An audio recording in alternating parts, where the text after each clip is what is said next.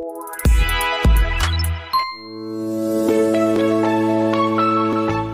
semuanya, kembali lagi dengan saya Gus Rita akan menemani kamu dalam ngobrol inspiratif bersama mahasiswa Universitas Metamedia. Nah, kali ini Sri di sini ditemani oleh Kak Azura Mulyasri Adlu yang merupakan mahasiswa PMM 3 di Telkom University. Halo Kak Azura. Halo Sri, Kak, halo sapa dulu dong semuanya.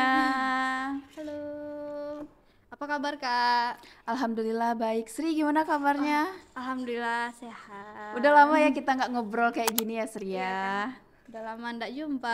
Iya. Berapa lama Kak di sana Kak? Sekitar 1 semester, kurang lebih 4 bulan lebih lah ya. Itu udah pulang pergi. Ya udah pulang pergi. Oke. Gimana Kak, seru nggak Kak? Wow, pertanyaan yang paling sering ditanyain. Seru Ya nggak sih pasti lah gitu? Kak. Seru nggak sih ikut? Seru nggak banget. sih? Kalau dibilang 1 sampai 100, aku 1.000.000 serunya. Melebihi. Iya. Oh, oke. Gini Kak, Sri mau tanya nih Kak. Sebelumnya itu PMM tuh kayak mana sih Kak? Itu PMM tuh gimana? Apa ya? Kayak kegiatannya atau apalah gitu, PMM tuh seperti apa gitu Kak? Nah, jadi PMM itu adalah pertukaran mahasiswa Merdeka gitu. Jadi setiap mahasiswa yang di bawah naungan kampus Merdeka itu bisa ikut kegiatan pertukaran mahasiswa ke luar Semua pulau. mahasiswa Ya, semua mahasiswa keluar pulau tempat dia kuliah dan tempat dia tinggal. Misalnya Sri KTP-nya di Jawa, terus kuliahnya di Sumbar, itu Sri nggak bisa ikut pertukaran mahasiswa ke 2 pulau ini. Jadi Berarti di luar itu. Ya. Nah, jadi itu setahu aku sebelumnya tuh setiap awal perkuliahan, misalnya semester 3, semester 5. Cuman sekarang Sri itu tuh di PMM 4 ini udah buka untuk semester genap. Biasanya kan semester ganjil aja. Oh, berarti Sri kira berarti nggak setiap semester ya Kak? Berarti Jadi waktu semester 1 waktu di PMM 1, PMM 2 sama PMM 3 itu di semester ganjil. Dan di PMM 4 ini di semester genap. Berarti kalau berarti beda ya Kak? Beda. Berarti nggak emang per semester gitu kan Kak? Nggak. Soalnya kemarin Sri tengok, lagian kan sekarang juga buka lagi kan pendaftaran. Saya kira tiap semester. Berarti enggak ya Kak? Oke.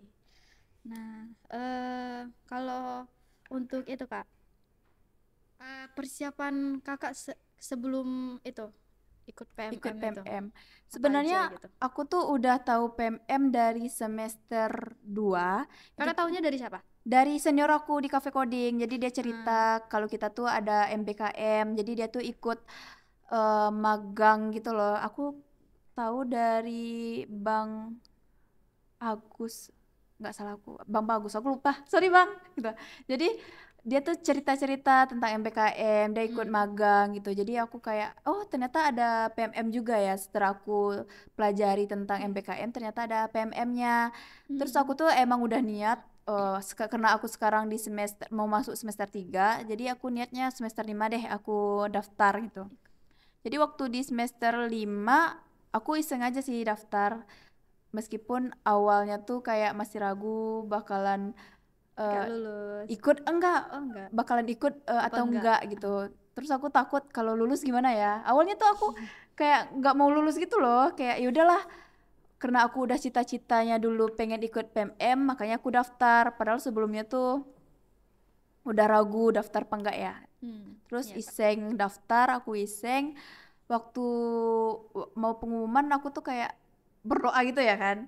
Ya Allah, semisalnya ini takdir aku, rezeki aku, bakalan aku jalankan dengan baik gitu. Kalau misalnya enggak, alhamdulillah. Karena aku tuh di semester ini tuh banyak banget wishlist yang ingin aku lakukan di Padang gitu. Jadi kalau misalnya aku keluar kota kan nggak bisa nggak bisa jalankan wishlist itu kan. Makanya terus sempat ragu sih mau ikut apa enggak. Tapi alhamdulillah lulus, terus didukung sama dosen, sama orang tua, sama teman-teman. Akhirnya aku memilih untuk lanjut. Tetap lanjut, gak ada keraguan kan Kak? Awalnya masih kayak galau, duh gimana nih. Pas udah lulus tuh masih ada kayak ragu gak Kak? Masih, sampai itu tuh ada pilihan di laman PMM tuh ada pilihan pengunduran diri. Aku tuh udah kayak baca-baca apa aja sih syarat buat mengundurkan diri gitu kan. Cuman setelah aku tanya lagi, kayak aku bilang ke Bu Elisa, Bu, kayaknya aku mau mengundurkan diri gitu, kayak aku ragu mau lanjut. Terus kata ibu, ih kenapa ragu, ini kesempatan besar loh, ini bagus gitu. Perdana juga ya kampus kita keluar gitu ya kak? Yang Iya, di kakak kan perdananya? setahu aku sih iya, tapi dengar kabar PMM 2 ada juga kok yang di luar kota. Nggak salah itu di Bali. Cuman mungkin kurang dokumentasi aja mungkin Iya, ya. nggak ada juga kan di kampus. Iya. Apa tuh? Sosial media di kampus. Jadi karena udah cerita ke Bu Elisa, terus Bu Elisa bilang, ih kenapa nggak ngambil gitu kan, ambil aja. Terus sama Bu Rifa juga kayak, udah ambil aja, kesempatan bagus gitu. Terus akhirnya aku tanya ke orang tua, kata orang tua ya udah nggak apa-apa, pergi aja. Aku tanya ke teman-teman, katanya ya udah pergi, kenapa nggak ngambil, orang aja ditolak nangis, malah kita yang udah lulus pengen mengundurkan diri, makanya aku ambil. Iya. Itu kakak punya apa ya, kan sebelum lulus tuh itu kan ada seleksinya tuh kak. Ya, Itu apa aja jadi seleksinya? ada seleksi Berarti berkas. siap daftar itu langsung seleksi, langsung di sana semuanya gitu? Ya, ya. Jadi di laman itu udah lengkap. Mm-mm. Di sana tuh ada kita ngumpulkan berkas Ya. dari nilai IP, IPK kita, Itu dan IP kita harus 3 kak? enggak, minimal itu 2,8 seingat aku, 2,8. paling rendah.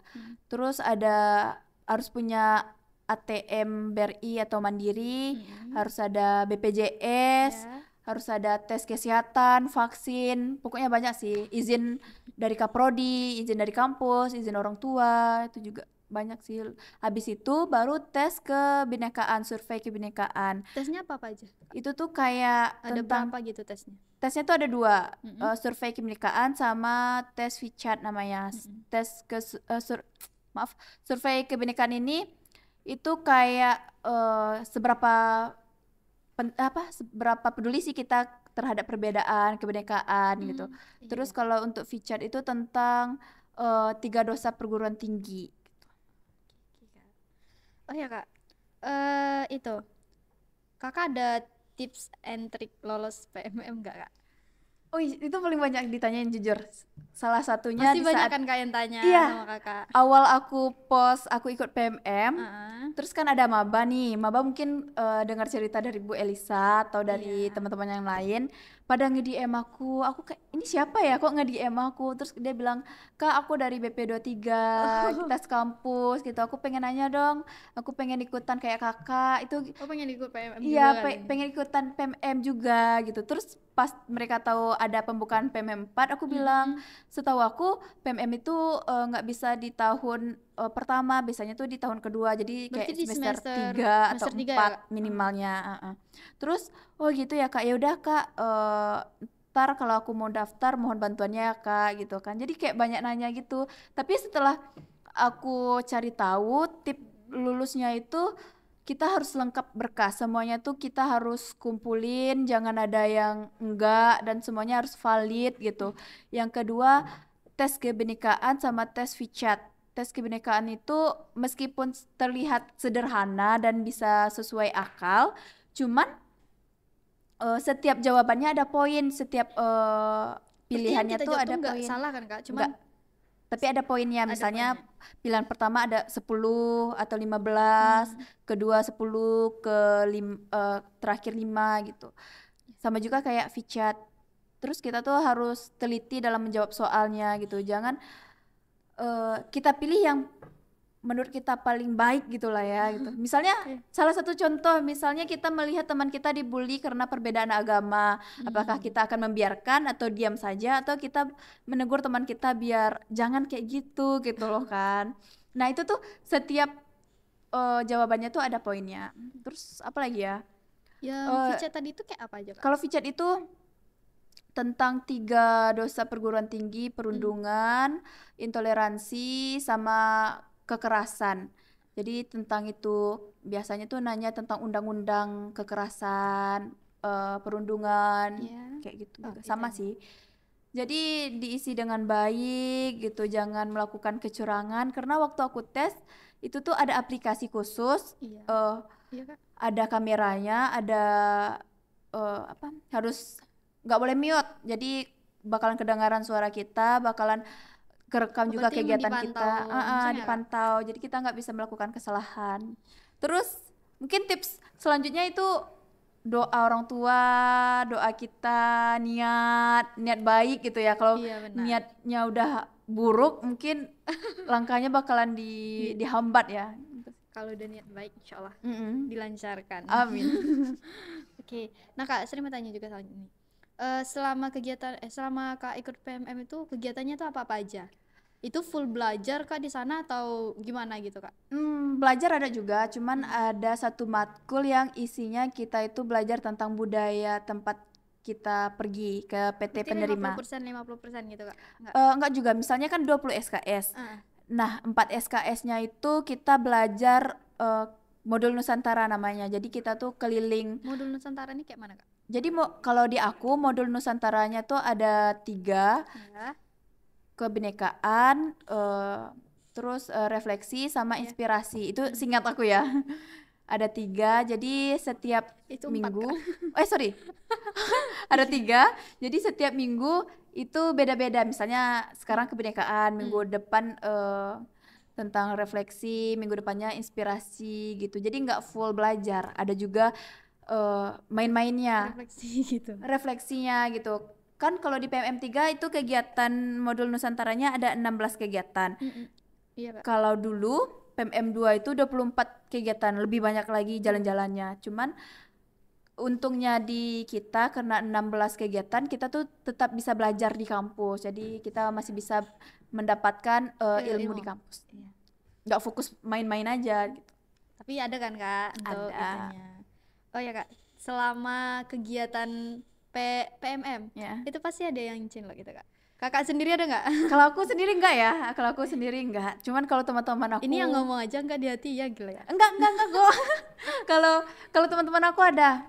Ada yang cinlok beda agama, ada yang beda pulau. Beda agama nih. Paling aduh. jauh ya.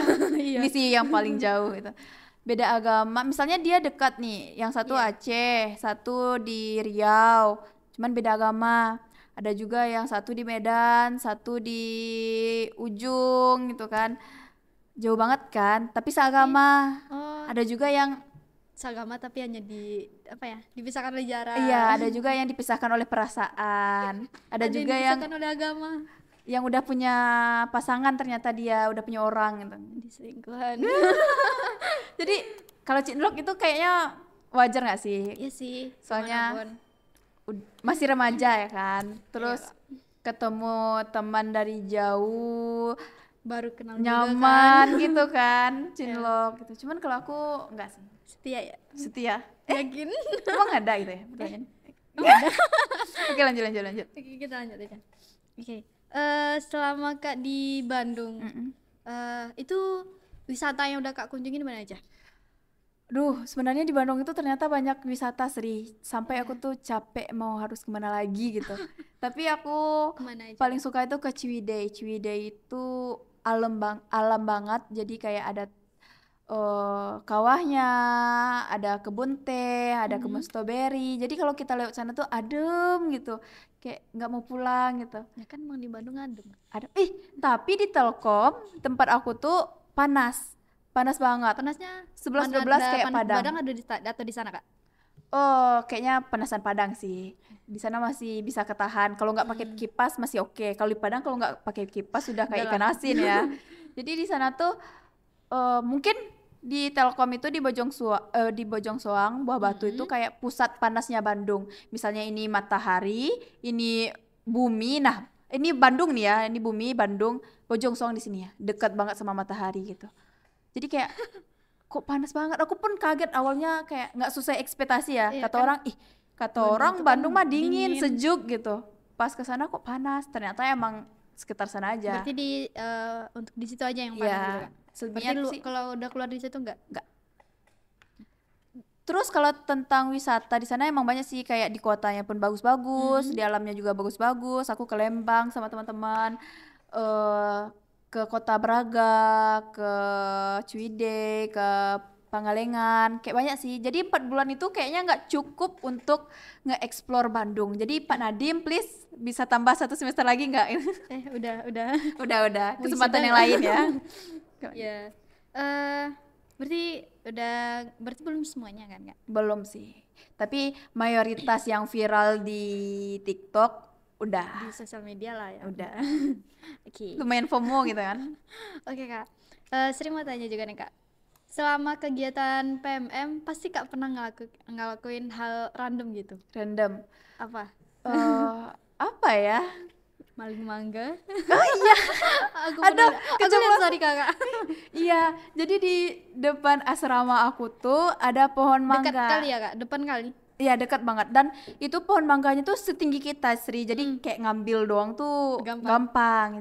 Jadi buahnya tuh pada Itu tuh masak-masak. milik kampus apa gimana, Kak? Setahu aku itu milik pemilik asrama. Jadi aku kurang tahu juga sih pemilik asrama ini udah termasuk sama kampus atau kerja sama dengan kampus. Aku juga kurang tahu. Dan yang penting ngambil mangga. Ya penting ngambil mangga. Jadi aku nanya sama helpdesk di asrama, boleh nggak teh diambil mangganya? Terus kata mereka boleh. Jadi aku pun ngeliat mahasiswa lain tuh juga ngambil kan. Jadi malam-malam keluar ngambil mangga, manjat gitu kan buat ngambil Itu mangganya mangga. udah mateng kali Belum atau mateng. Kak? Karena aku tuh nggak pernah ngeliat mangga di pohon itu mateng. Ya pasti Pasti ngilang dikit cepet. hilang. Ada satu anak-anak di sana tuh pada ngasih nama ke mangganya, kasih nama siapa yang ngambil ini, awas ya gitu, ini milik Saya, Putri gitu, milik Putri siapa gitu dan ini, jadi jangan diambil ya gitu. Nah teman aku dibacanya ditarik terus diambil. Ih itu kalian jangan tiru ya. Kan Kak maling mangga emang nggak patut ditiru. Nah kata dia ya nggak ngapain maling sih juga sih, bikin nama di buah mangga gitu kan. Ya mungkin Siapa dia kira yang dapat kalau ditulis nama nggak bakal diambil ya, gitu. ternyata dia ketemunya sama teman aku gitu malah diambil. Terus maling mangga. Betulnya itu. Nggak ada lagi gitu Kak. Ada lagi.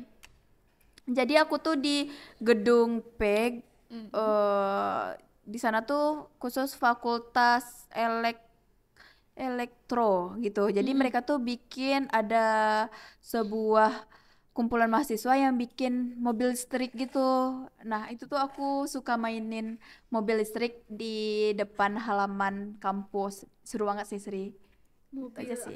Mobil apa Kak? Mobil listrik yang setinggi lutut kita. Oh iya ada. Tahu kan? Sorry, Kakak. Nah ya itu. Mantap story. Tapi emang sih kalau di Bandung aku lebih jaga perilaku. Kalau di sini mah, kalau di sini kan rumah sendiri ya, bebas. Kalau di sana tuh nggak ada tuh ketemu aku yang suka naik mobil tahu bulat karena di sana nggak ada gitu. Jadi buat teman-teman yang nggak tahu, sadar tahu bulat ya aku tuh suka ikut tuh nggak sih tahu bulat yang ada keling bisnya pakai pick up. Aku tuh suka berhentiin tahu bulat, bang boleh numpang nggak gitu. Aku sering numpang mobil itu, tapi di sana nggak jaga image, harus baik-baik gitu kan, termalu gitu. Itu aja sih. Itu yang fasilitas kampus apa aja Kak pernah? Fasilitas di kampus di sana bagus sih, seru gitu. Tapi paling aku yang paling gak suka gitu naik mobil tuk-tuk. Mobil tuk-tuk itu gimana, Kak? Kendaraan khusus untuk mahasiswa ataupun orang yang ada di kampus untuk seluruh yang ada di kampus. Ya, dosen juga Kak? Ya juga kalau mau dosen mau naik ya silahkan gitu, nggak apa-apa. Jadi berarti misalnya parkirnya nggak ke dalam? Ada parkir khusus. Berarti jauh di luar gitu Kak? Enggak juga kok, dia bakalan muter jalan terus. Cuman ada jadwal muternya, jadi ada bakalan lewat. Tapi kalau kita telat, kita bakalan ketinggalan tuk-tuk. Dan itu seru banget. Dia berarti tepat waktu ya Kak? Ya, jadi buat kalian yang penasaran mobil tuk-tuk itu seperti apa, tolong editor tambahin di sini satu ya. Gambar mobil tuk-tuk. Mobil tuk-tuk gitu. Ntar aku kirim fotonya, tolong ditampilkan. Itu seru banget.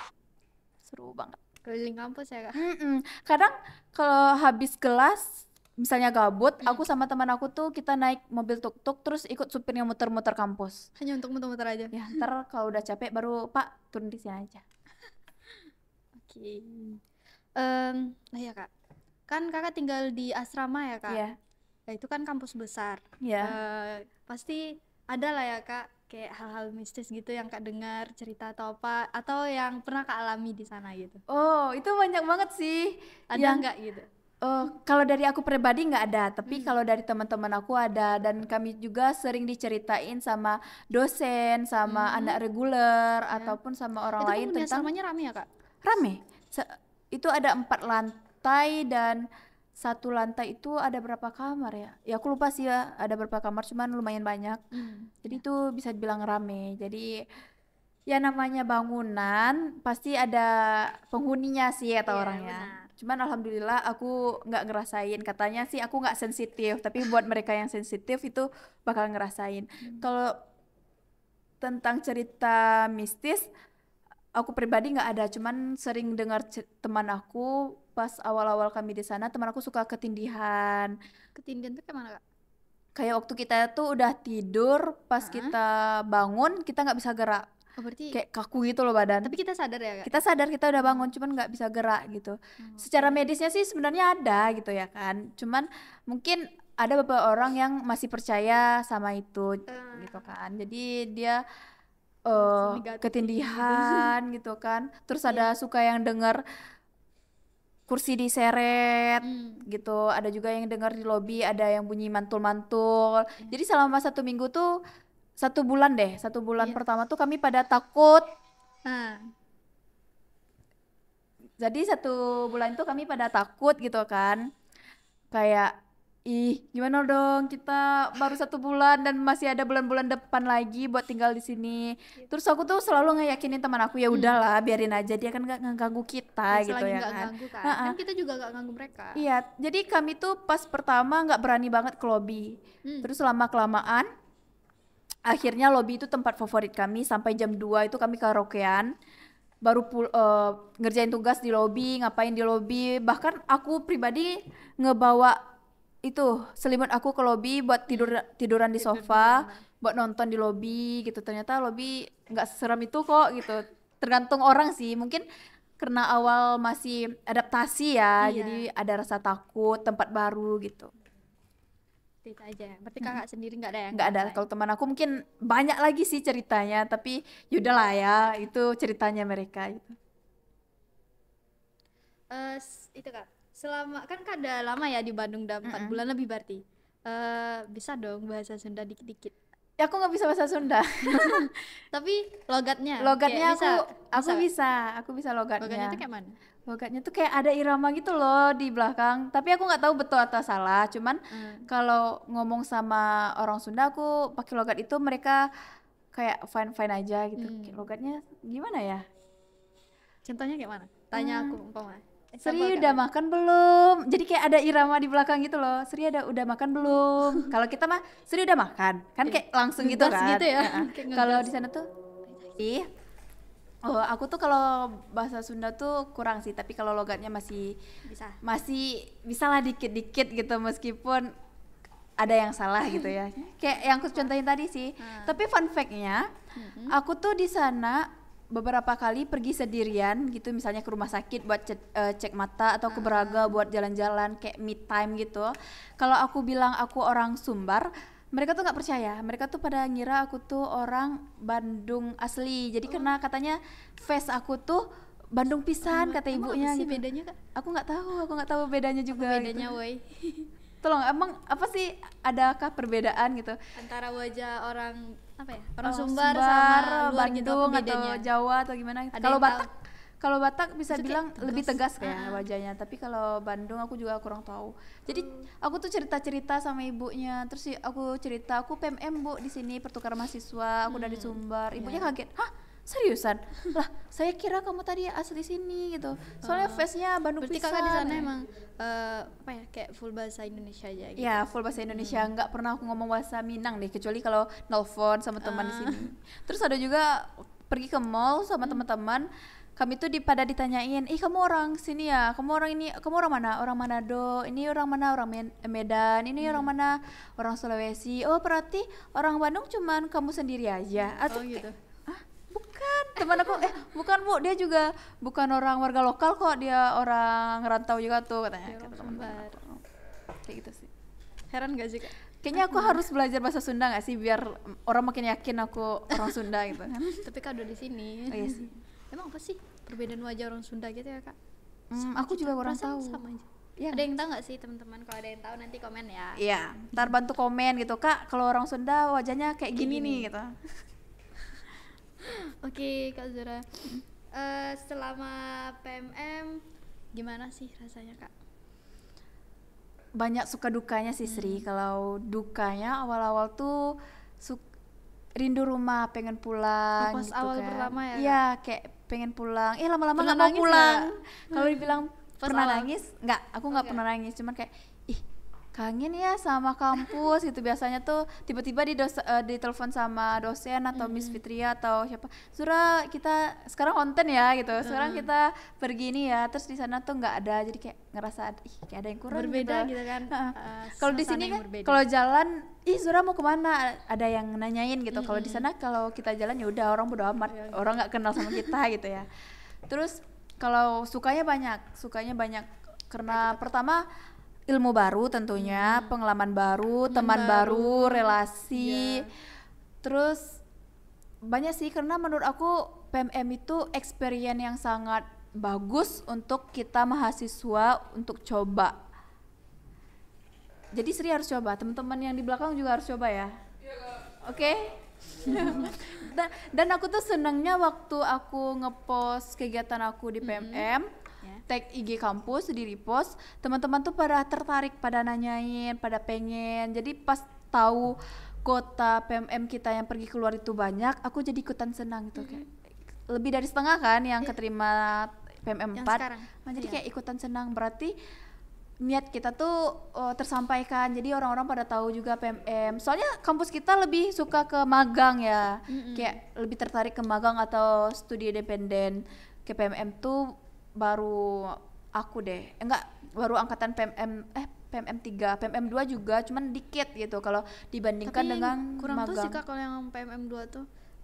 Soalnya nggak ada juga di sistem media kampus. Oh kalau iya nggak iya, salah. mungkin karena itu juga ya. Jadi kurang Jadi kita nggak kurang apa ya? ketertarikan gitu ya.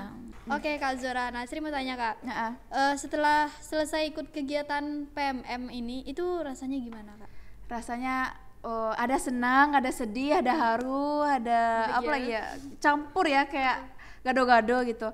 Senangnya itu kita pulang ke kampung kita gitu kan. Sedihnya itu kita bakalan berpisah sama teman-teman yang selama 4 bulan gitu kita bareng-bareng terus, dari tugas, dari ngapa-ngapain juga ya, Kak, nah, ya?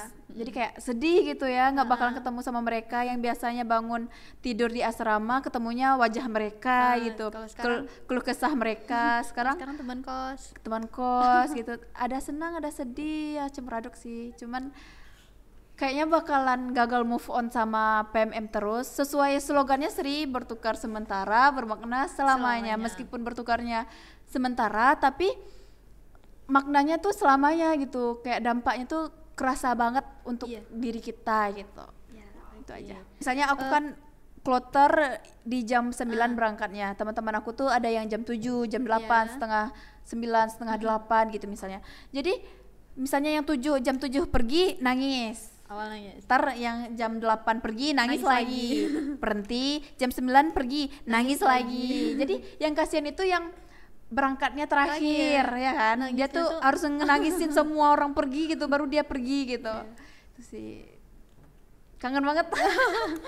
kangen apanya nih? Semuanya, kangen semuanya, suasananya, dosen-dosennya, teman-temannya, Dosennya kegiatannya. Dosennya juga Dosennya seru, Kak? seru, baik banget. Aku tuh kayak banyak banget dapat ilmu dari Pak Rizal tentang kampus, tentang Bandung. Jadi kalau sama Pak Rizal itu bakalan dijelasin sejarahnya, itu sejarahnya Bandung gimana. Salah satunya tuh aku tahu sungai terpanjang di dunia gitu.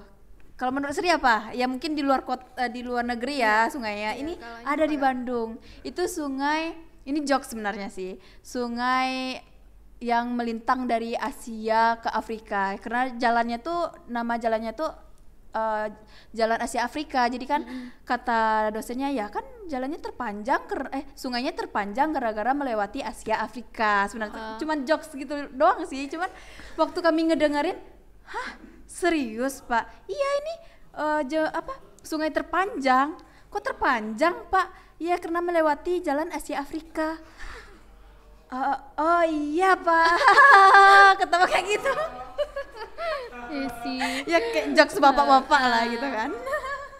Jadi sama Pak Rizal tuh kalau keliling, anak-anak coba lihat, ini tuh gedungnya dibikin sama Belanda, gini. Oh, jadi kalau Sedetail setiap pergi itu, diceritain ya, semuanya gitu ya? sedetail itu Pak Rizal buat ngejelasin. Yang ternyata warga atau anak reguler di sana yang udah lama dari semester 1 di sana nggak tahu tentang itu, tapi kita yang cuma 4 bulan itu tahu. Ada juga Bu Isti tuh guru teknik yang benar-benar tomboy, kayak aku tuh nggak pernah ngeliat guru teknik itu yang kayak non teknik yang anggun li, ini pakai celana ibunya kayak bestie banget sama kita gitu. Seru sih Bu Esti, kayak ngerasa punya kakak di sana. Ada tim LO dan muda LO juga, ya kakak tuh. ada LO dan tim LO anak reguler yang ngebantu kita buat beradaptasi di sana. Jadi kayak kangen lah semuanya yang ada di Bandung itu, kayak sebuah cerita melebihi Dilan. Dilan kan dari 1997 ya atau 99 nggak tahu 91 ya. Nah kalau kami mah 2023 yang cuma 4 bulan, cuman membekas sekali. Terima kasih Bandung, terima kasih atas kenangannya, terima kasih Pak Nadim atas kesempatannya. Kapan lagi nih balik ke sana Kak? Pak, sekali lagi 1 semester lagi Pak, seperti yang tadi gitu. Boleh coba lagi aja Kak, kalau Tapi di nggak boleh ya. kampus. Kesempatan untuk yang lain gitu, mungkin bulan madu aja nggak sih di sana? Udah ada kepikiran ya udah Kak? kepikiran kesana Baru aja. semester Bercanda. Udah kepikiran belum ada aja ya Kak ya? Baru semester berapa nih Kak? Semester 5, semester 6. Enggak bercanda guys. Semangat dulu. Maksudnya liburan. Jadi tamat kuliah, kerja nyari uang, liburnya ke Bandung liburan gitu. nggak jadi tuh ya. Nggak dibayarin sama pemerintah lagi, tapi pakai uang sendiri. Oke. Pertanyaan terakhir Kak Zora. Iya. Itu gimana sih rasanya Kak, sebelumnya Kak jadi narasumber kan? jadi Jadi host. Sekarang jadi narasumber. narasumber. Gimana gitu Kak rasanya? Senang sih yang dulunya kerjanya ditanya-tanya, sekarang jadi apa ya? yang dulu kerjanya nanya-nanya, sekarang kerjanya malah ditanya-tanya. Tuh kayak wow masuk YouTube Metayu ngobrol inspiratif, wow gitu. Wow banget ya. senang sih. Jadi gini loh rasanya ditanya-tanya gitu ya. Oke, terima kasih ya Kak Zura udah memberikan kesempatannya untuk hadir di ngobrol inspiratif bersama kami hari ini. Aku juga mau ngucapin terima kasih juga udah ngundang aku. Jadi wajah aku kembali tayang gitu ya di YouTube gitu. 4 bulan. Iya, nggak menghilang gitu. Iya. Tapi di sosial media kan masih tayang. Oh iya di sih. story IG. Ya sekarang jadi narasumber gitu ya. Hai guys, sekarang aku jadi narasumber bukan host gitu. Jadi sebelum kita tutup sebelum Sri mau nutup, aku juga mau ngajak teman-teman termasuk yang di belakang buat slogan PMM itu bertukar sementara, bermakna selamanya. Oke, kita coba ya. Pertukaran mahasiswa merdeka, bertukar sementara, bermakna selamanya. Oke. Terima kasih Kak Zura. Sama-sama. Cukup sampai di sini ya teman-teman untuk ngobrol inspiratif kita bersama Kak Azura. Sampai jumpa lain waktu. Terima kasih. Assalamualaikum warahmatullahi wabarakatuh. Bye bye.